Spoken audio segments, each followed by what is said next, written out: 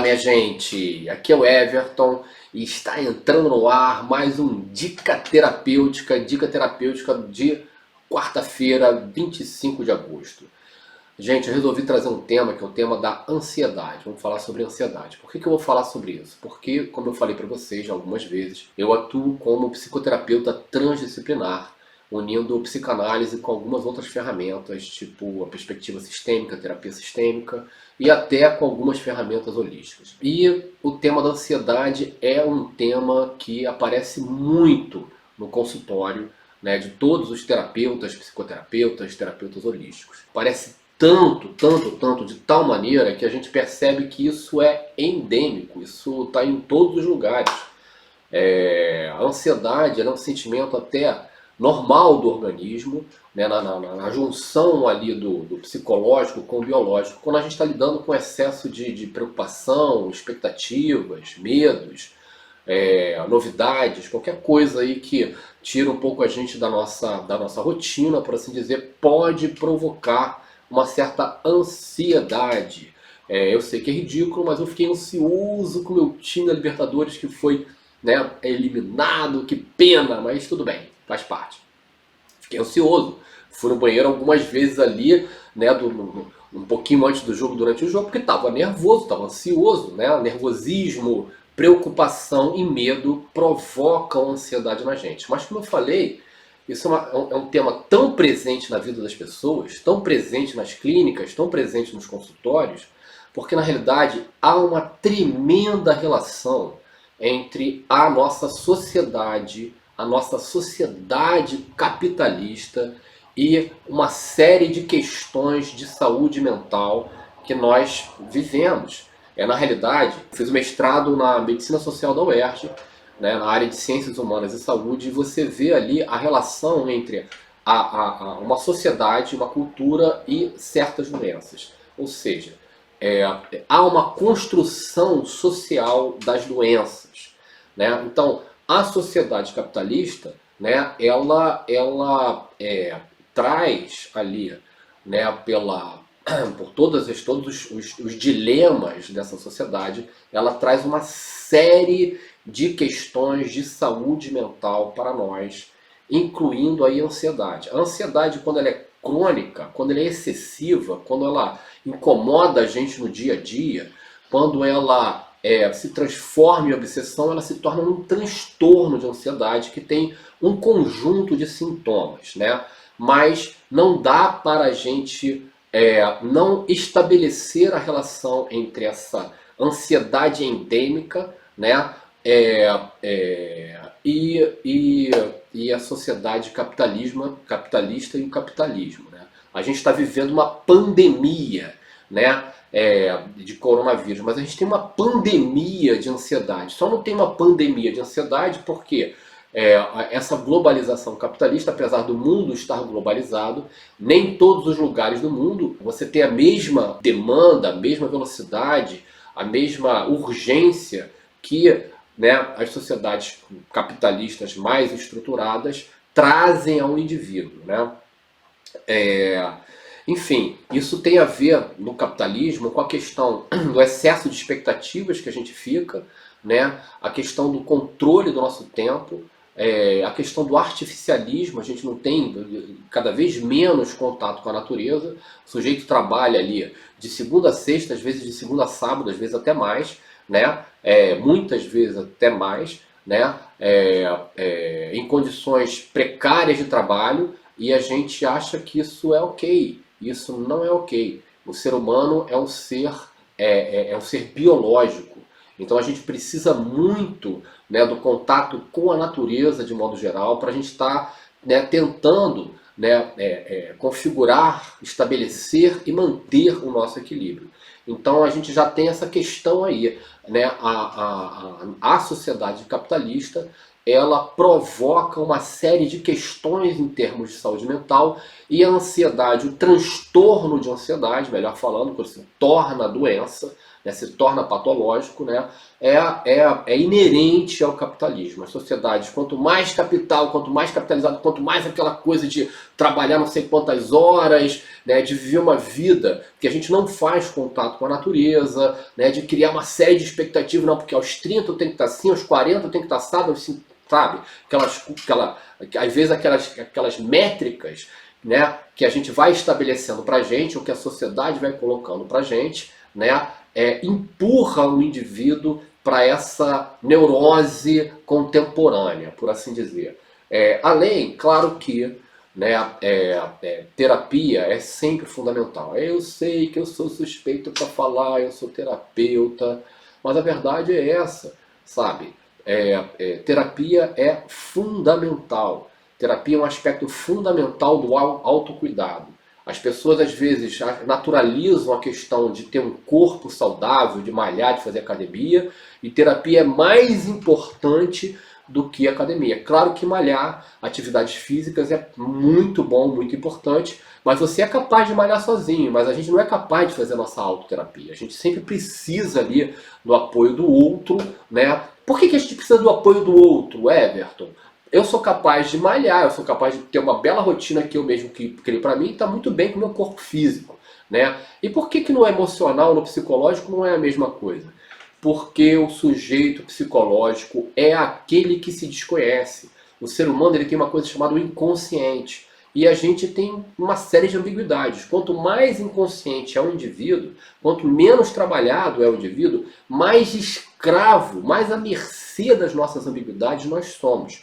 Então, o sujeito psicológico é aquele que se desconhece. Se o sujeito psicológico é aquele que se desconhece, a gente precisa do outro ali para ter uma referência, né? Um outro profissional, um espaço, um setting terapêutico para trazer ali uma condição da gente estar colocando as nossas questões até para ouvir a nós mesmos de uma forma sistemática. Então, terapia é óbvio que terapia é fundamental. Quando chega no nível crônico, ninguém tem que lidar com angústia. Todo mundo sabe que eu sou holístico, né? Eu tenho uma série de ferramentas holísticas que são ótimas, positivas e trazem grande retorno em relação à ansiedade. Mas quando você está numa angústia muito grande, a psiquiatria também faz parte desse arsenal aí de ferramentas que a gente pode lançar mão para estar tentando estar em equilíbrio em relação à ansiedade. Eu estava conversando com uma cliente ainda ontem que ela estava me falando assim, Everton, quando eu estou num relacionamento, eu estou numa boa. Agora, se eu não tiver num relacionamento, eu fico tão ansiosa, tão ansiosa, tão ansiosa, que isso me impede de trabalhar. E eu até recomendei a ela que ela buscasse um apoio psiquiátrico, já que ela se encontra nos Estados Unidos, um pouquinho mais, é diferente o processo lá, até para montar um floral, até para outras coisas que eu possa ajudar ela em relação a isso. Ela já faz a terapia já é um suporte, já é um apoio para ela, mas ela acho que é interessante nesse momento que a coisa está aguda ali, ela procurar um apoio psiquiátrico para encontrar uma paz, né? Lidar com a própria angústia. A gente não tem que ser o vegano das terapias, não, sabe? Com todo respeito aos veganos, eu até concordo que a gente está num momento que a gente precisa rever essa questão do consumo de carne, essas coisas todas, né? Foi um exemplozinho aqui que eu dei, mas a gente não tem que ser purista, não. A psiquiatria ela é fundamental, né? Como as vacinas são fundamentais, como a medicina científica é fundamental, mas não é o único recurso. Você vai buscar a medicina científica, se você vai buscar a medicina científica, você vai operar se você pode fazer uma fisioterapia e se tratar com a fisioterapia? Não, você não vai operar. Você vai operar se você pode lidar com remédio? Não, você não vai operar. É o mesmo pensamento. A gente não deve buscar aquilo que é o mais intenso, mais intervencionista no corpo, né? Claro que às vezes você fica num limite ali, operar é bom por isso, por isso, por isso, mas você pode fazer a fisioterapia por aqui, pode tentar por aqui. Às vezes a pessoa pode, não, vou operar porque, né, é uma cirurgia de menos risco, a gente pode ter opções dentro disso também, mas a princípio né? Você não vai dar um remédio de tarja preta se você pode tratar com remédio de tarja vermelha. Você não vai dar um remédio de tarja vermelha, você pode dar um remédio que não tem tanto colateral assim. Né? A mesma coisa em relação às ferramentas holísticas. Né? Se você pode tratar com alimentação, com respiração, com meditação, com florais ou com um conjunto dessas coisas, vamos tentar isso primeiro, antes de tentar ali um recurso que é mais, né, tóxico ou pesado, ou que tem mais efeitos colaterais. Eu já vi inúmeros casos. Eu tive uma cliente que ela era uma cantora, uma professora de canto, ela cantava no municipal, tinha o trabalho dela, mas ganhava dinheiro mesmo dando aula de canto. E aí ela teve um pólipo na garganta. E aí essa pessoa viu que o Gilberto Gil se curou de um pólipo com alimentação e com ferramentas holísticas. Gente, o Gilberto Gil é rico comparado com essa minha cliente. Ele pode parar de trabalhar um ano, ficou um ano ali, mas ele conseguiu só com alimentação, com terapia. Ótimo, maravilhoso. Só que ele tem condição de parar um ano, não trabalhar, né? E dar esse tempo, né, para o próprio organismo dele com essas ferramentas estar, né, absorvendo aquilo, tendo um resultado terapêutico, um resultado de cura. Não era o caso da pessoa. Né? Aí ela também estava desenvolvendo ansiedade, desenvolvendo uma série de coisas, porque estava querendo voltar rápido a trabalhar. Claro, é óbvio, tem que voltar a dar aula dela. Então eu recomendei que ela fosse fazer a cirurgia. Você procure um médico que você sinta segurança. Existem grandes médicos aí, né? Existe médico ruim. Quantos médicos aí estavam receitando cloroquina? Né? Isso é pseudociência, isso é pseudomedicina. Né?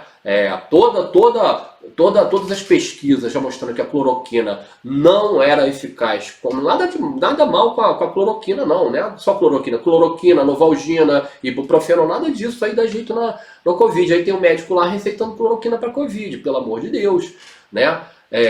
Eu procura um bom médico, um cara que você vai se sentir segura e vai fazer sua cirurgia. Você veja direitinho quando é o pós-operatório, quanto tempo de pós-operatório. Resumo da ópera: ela conheceu um médico maravilhoso que fez a cirurgia dela, ela fez o pós-operatório, depois o pós-operatório se recuperou e mais rapidamente possível estava dando aula. Ela falou assim: cara, graças a Deus eu ouvi você, eu não esperava que ela me buscou para fazer reiki. Eu fiz a sessão de reiki nela. Eu falei: linda, eu não estou sentindo nada. Isso aqui, o reiki ele não vai te ajudar nessa dinâmica aqui. Né? O reiki ajuda no aspecto emocional, ajuda no aspecto energético, muitas vezes no aspecto físico também, mas ali eu não estava sentindo. E eu sentia, eu praticava muito reiki, tinha uma leitura muito apurada, sabe? Eu já fiz tratamentos de reiki, onde pessoas que não estavam conseguindo engravidar, com tratamento de reiki, conseguiram engravidar. Eu fiz um outro tratamento também, que a menina estava em menopausa precoce, e ela voltou a ovular, mesmo tomando remédio que inibia a ovulação, porque estava fazendo um tratamento de reiki. O reiki é ótimo para questões físicas também, mas às vezes não é aquilo que é a melhor ferramenta. E o terapeuta, ele tem que ter um compromisso clínico com o indivíduo, aquilo que é melhor para o indivíduo. Eu não quero afirmar técnica nenhuma. O terapeuta holístico, nesse sentido, ele tem uma vantagem, porque ele já tem essa coisa: cara, eu englobo muita coisa e percebo que tem outros caminhos aqui que eu também posso indicar, né? Que podem ser mais úteis para você, como eu indiquei para ela a cirurgia. Não fiquei ali ganhando o dinheirinho dela, fazendo reiki ali. Ela poderia ficar um ano fazendo reiki comigo. Não, fez 1, 2 sessões, eu confirmei a leitura, conversei com ela. Sabe? Você não é o Gilberto Gil, infelizmente. Mas infelizmente não, cada um é um indivíduo único, né? Ela é maravilhosa do jeitinho que ela é. Mas é que eu amo Gilberto Gil. Gilberto Gil é um dos músicos, compositores que eu mais admiro, sempre amei. Mas também não tem aquela condição econômica que o Gil tinha de poder falar: cara, eu vou tratar isso com o mais brando possível, e deu certo, entendeu? Aí também estava num padrão de ansiedade muito grande. A mesma coisa em relação a essa minha cliente lá. Procura um psiquiatra. Vai conversar. Hoje em dia, gente, muitas vezes a pessoa tem um transtorno de ansiedade, sai de uma clínica, de uma Unimed, aí você tem seu plano de saúde, você vai ali num pronto-socorro e tudo, e aí pega uma receita lá com um cara que não é psiquiatra, um clínico geral, muitas vezes um Rivotril, um remédio desse, sempre que uma pessoa chega na minha clínica.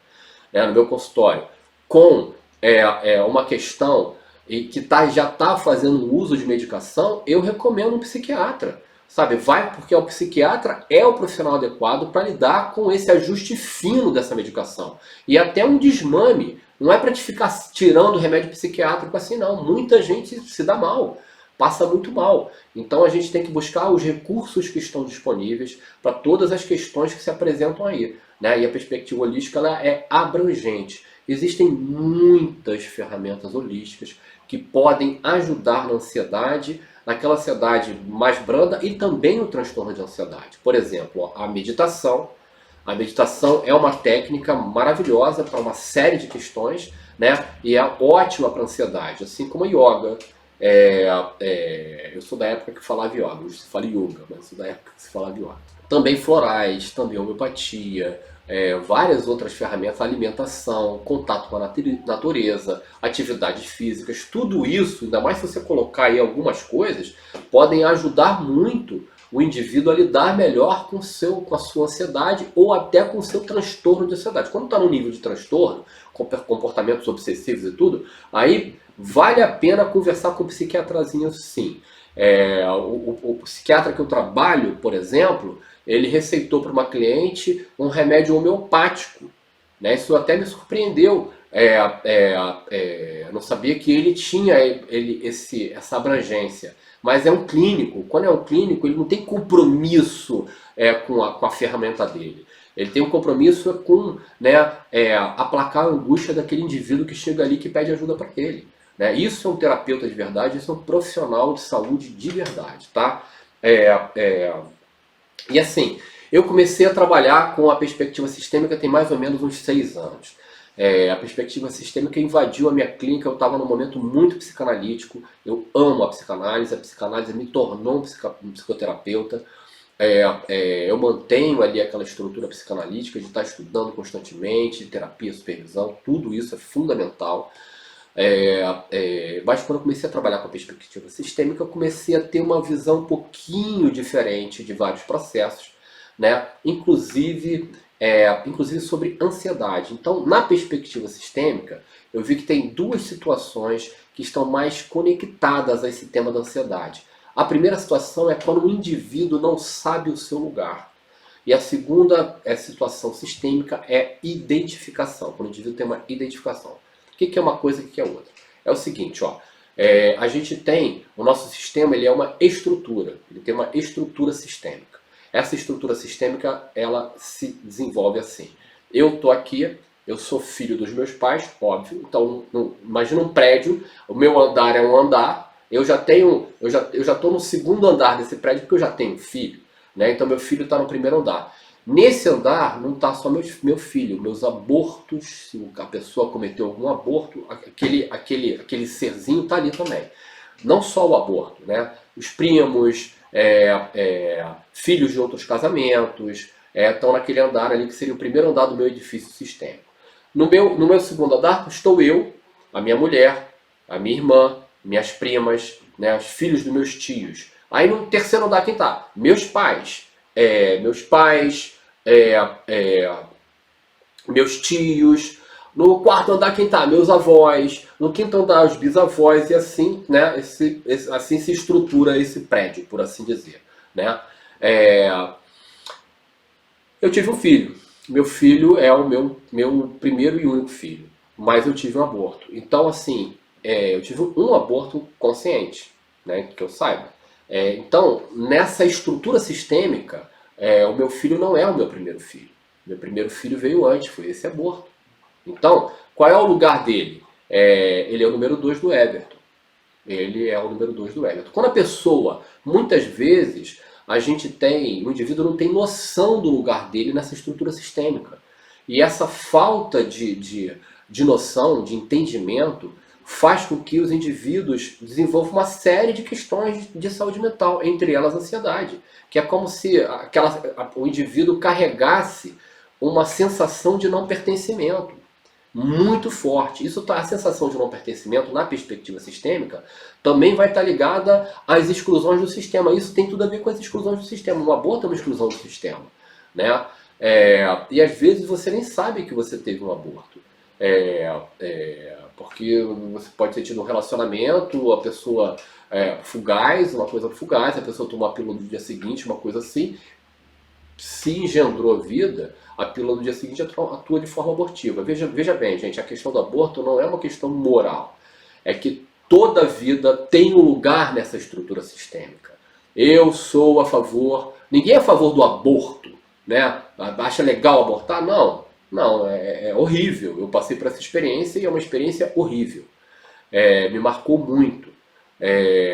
Mas eu sou a favor que se tenha uma lei que se permita a prática do aborto. Isso é uma regulação dos corpos que cabe aos indivíduos e às mulheres, né, em particular, essa decisão, essa definição. Mas quando você comete um aborto, aquela vida ali, ela tem um lugar. Quando eu descobri isso sistemicamente, eu conversei com meu filho a respeito, e ele estava manifestando um sintominha na mão, que logo depois que eu fiz ali um trabalho sistêmico com ele, ele não manifestou mais esse sintoma. Ele foi para o lugarzinho dele. Então, né, muitas vezes eu percebo que a ansiedade está relacionada a essa questão do indivíduo não saber qual é o seu lugar no seu sistema.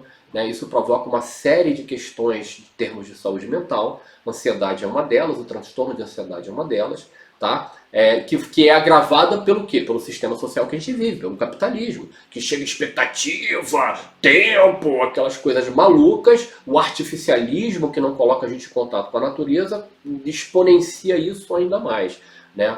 A outra coisa que eu falei sistemicamente que está ligada à questão da ansiedade é a identificação. A identificação é quando a gente traz uma relação muito forte com alguma entidade, com algum indivíduo do nosso sistema, geralmente excluídos. Né? Um filho ilegítimo, ou um tio que teve problemas de saúde mental, um tio-avô. Às vezes você está identificado com aquele sujeito lá. Não é reencarnação da pessoa, não é nada disso, é uma identificação. Identificação em terapia sistêmica é sinônimo de expiação. Então é como se a gente puxasse um pouco aquele trauma, aquela questão, para a nossa própria vida. É o tal fator epigenético. Os traumas e as questões familiares vão perpassando gerações aí dentro do sistema. Então é isso, gente. Eu queria falar um pouquinho, trazer esse tema da ansiedade, que é tão genérico para a gente. E aí eu quero ensinar uma coisa que é uma meditação. Né? Em primeiro lugar, meditação significa observância da respiração. É a gente tentar não dialogar com a nossa mente. Então, vale ficar até no inspira-expira, ficar pensando isso, para ficar só conectado nisso. Aí vem o pensamento, você não dialoga com ele. Claro que é difícil no primeiro momento, mas depois, né, a gente consegue. Então, pode sentar aí numa cadeira, coluna ereta, pode sentar no chão, perninha de chinês, do jeitinho que quiser, pode até fazer deitado, gente. Tá? Aí você simplesmente fica observando a sua respiração, não precisa nem fazer uma respiração profunda, não é? Inspira, expira, expira, expira. Não dialoga com os pensamentos. Isso aí, né, uma pessoa que tem uma mente muito ativa, parece uma tortura. Mas é só um exercício. Não dá pra gente, uma pessoa que não está malhando, vai fazer barra. Não dá, se pendura na barra. Então faz 3 minutinhos, fica no inspira, expira. Depois que você estiver conseguindo ficar mais tempo, até mais ou menos uns 15 minutos, né, isso já, provavelmente, a meditação em si já vai ser um bálsamo, um elixir para a sua ansiedade. Mas tem uma outra coisa aí que a gente pode fazer, que é o exercício sistêmico. Quando a gente vai fazer o exercício sistêmico, né, a gente vai fazer o quê? A gente vai começar a olhar ali para o nosso pai, para a nossa mãe. Então pensa seu pai e sua mãe à sua frente. Imagina o papai e a mamãe ali, né? Aí imagina atrás dele seus avós. Everton, eu não conheci meu avô. Não interessa, bota um nome ali. Imagina atrás dele os bisavós. O bisavô então não tem nem referência. Não interessa. Imagina pessoas ali. E aí depois, imagina muita gente, porque o nosso sistema tem muita gente. Se a gente colocar os excluídos, então tem muita gente no nosso sistema. E aí você faz o quê? Faz uma reverência ao seu sistema, falando assim, olha, eu sou pequeno perante todos vocês. Eu aceito tudo o que vem de vocês, mas deixo com vocês o que é de vocês. Vocês são grandes e eu sou pequeno. Tem um lugar para vocês no meu coração e assim eu estou livre para seguir o meu destino. E aí, ó, faz uma reverênciazinha, se coloca pequeno perante esse sistema todo aí, né?